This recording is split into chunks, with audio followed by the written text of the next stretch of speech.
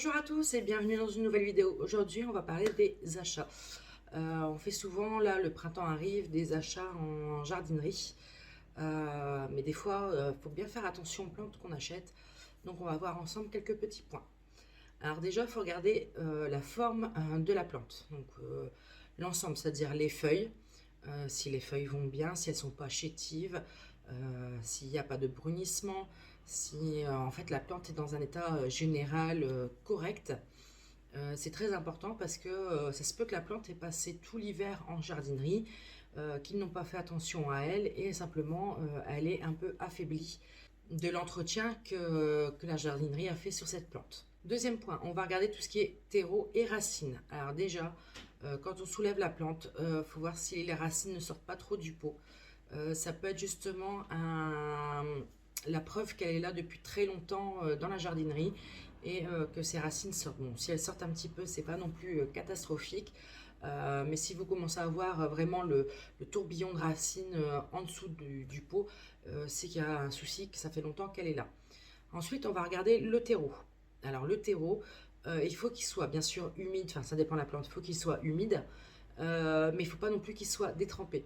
Bien souvent, ce qui se passe en jardinerie, c'est qu'ils attendent un bon moment avant d'arroser tout le monde, et puis après on y va un bon coup de jet, et la motte est complètement trempée. Certaines plantes n'aiment pas avoir les racines trop humides, donc il faut vraiment regarder le terreau pour voir si, là vous voyez mon chien et mon chat qui se font des petites courses, c'est pas grave. Revenons à nos moutons. Faut regarder justement que la motte n'est pas trop détrempée pour être sûr qu'elle a bien été entretenue. Ensuite, un point très important, regardez s'il n'y a pas de nuisibles en dessous des feuilles, au niveau des racines, s'il n'y a pas de moucherons qui volent. Des fois, c'est difficile à trouver, on va dire, un nuisible. On va prendre le cas des trips. Les trips, quand ils sont très jeunes, très juvéniles, c'est très difficile à les voir sans une loupe ou autre. Mais bon, déjà, vous pouvez regarder le dessous des feuilles, voir s'il n'y a pas de nuisibles qui se sont installés. Moi, ça m'est déjà arrivé de prendre une calathea et rentrer à la maison, m'apercevoir qu'elle était remplie d'acariens. Et malgré tous les trucs que j'ai fait, j'ai pas réussi à la sauver. Donc malheureusement, c'est une plante qui est partie à la poubelle. Ensuite, on va parler des plantes à fleurs. Alors, quand vous achetez une plante à fleurs, bien faire attention que les bourgeons ne soient pas trop... comment je veux dire?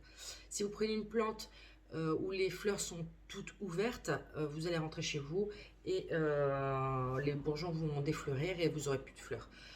Inversement, si vous prenez une plante qui les bourgeons sont trop fermés, ça se peut qu'en rentrant chez vous, ils ne s'ouvrent pas et qu'ils tombent. Donc il faut bien faire attention, limite regarder s'il y a des nouveaux bourgeons qui arrivent, prendre un mix des deux.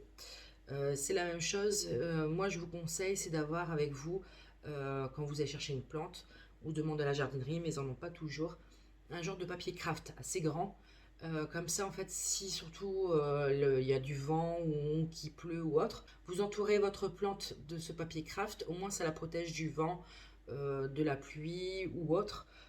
J'espère que cette petite vidéo pourra vous aider lors de vos achats de plantes. N'hésitez pas à me dire en commentaire si ce genre de vidéo vous plaît. N'hésitez pas à vous abonner, à commenter et à liker, j'en serai très ravie. À bientôt, ciao ciao.